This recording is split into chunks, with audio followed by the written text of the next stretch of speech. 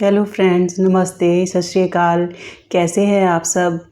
आज अपने इस वीडियो में हम बातचीत करेंगे ऐसी एक कॉमन स्किन कंडीशन की जो हमें सर्दियों में सबसे ज़्यादा परेशान कर रही है, क्योंकि आगे सर्दी का मौसम ही आ रहा है। तो वो स्किन कंडीशन है फ्रेंड्स डैंड्रफ। डैंड्रफ हमें सबसे ज़्यादा परेशान करता है सर्दियों में। तो फ्रेंड्स डैंड्रफ में होता क्या है, इसके सिम्टम्स क्या हैं। डैंड्रफ में जो हमारा स्कैल्प है वो बहुत ही इची फ्लेकी हो जाता है। उसके हमारे स्कैल्प से वाइट स्किन के वो फ्लेक्स गिरते हैं जो दिखने में अच्छे नहीं लगते। इसके अलावा हमारे स्कैल्प के ऊपर इचिंग होती है। लेकिन इन सब के बावजूद भी फ्रेंड्स जो ये डैंड्रफ है, इतना कॉमन होने के बावजूद भी ये कोई सीरियस कंडीशन नहीं है और ना ही कोई ऐसी कंडीशन है जिसे कंट्रोल नहीं किया जा सकता।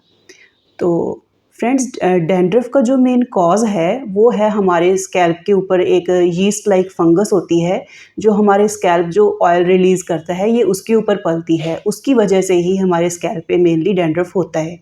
और जो इचिंग होती है वो हमारी बॉडी का इम्यून रिस्पॉन्स है उस यीस्ट के प्रति। इसी वजह से हमारी स्कैल्प के ऊपर बड़ी इचिंग होती है।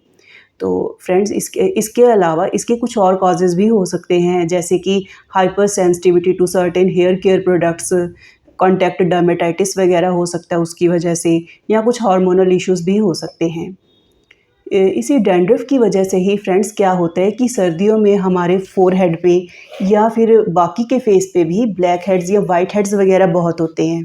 जब ये फ्लेक्स हमारी स्किन के ऊपर गिरते हैं तो वहाँ पर भी ब्लैक हेड्स या वाइट हेड्स होते हैं। और अगर हम किसी वजह से हमारे उन ब्लैक हेड्स या वाइट हेड्स में इन्फेक्शन चली जाती है तो उसके वो फिर इन्फ्लामेटरी एक्ने का रूप ले लेती है। वो रेड पेप्यूल्स, पस्ट्यूल्स वगैरह हो जाते हैं।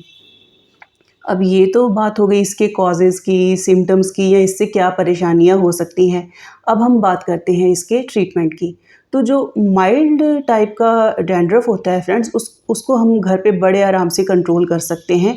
हम बाज़ार से कोई भी over the counter anti dandruff shampoo लेके आ सकते हैं और उसको हम वंस ए वीक या ट्वाइस अ वीक यूज़ करके हम डैंड्रफ को कंट्रोल कर सकते हैं, बशर्ते कि हमारा जो डैंड्रफ है वो बिल्कुल माइल्ड है।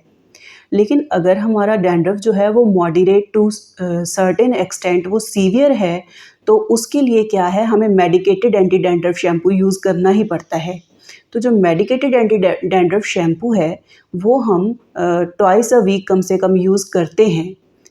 फ्रेंड्स पहले तो आपको twice a week anti dandruff shampoo use करना ही पड़ेगा, लेकिन फिर एक बार आपका डैंड्रफ कंट्रोल हो जाता है उसके बाद आप उसकी एंटी डैंड्रफ शैम्पू की फ्रीक्वेंसी को कम कर सकते हैं। जैसे कि फॉर एग्ज़ाम्पल आप 1 मंथ के लिए एंटी डैंड्रफ शैम्पू को ट्वाइस अ वीक यूज़ कर सकते हैं।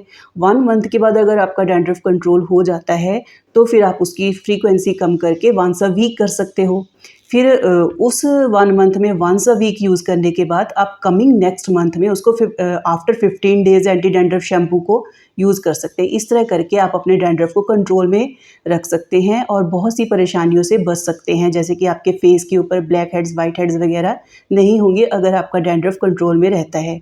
डैंड्रफ का फ्रेंड्स हाइजीन से कुछ नहीं लेना देना। हम बहुत बार ये सोचते हैं कि शायद अगर किसी के डैंड्रफ है तो वो शायद हाइजीन मेंटेन नहीं करता।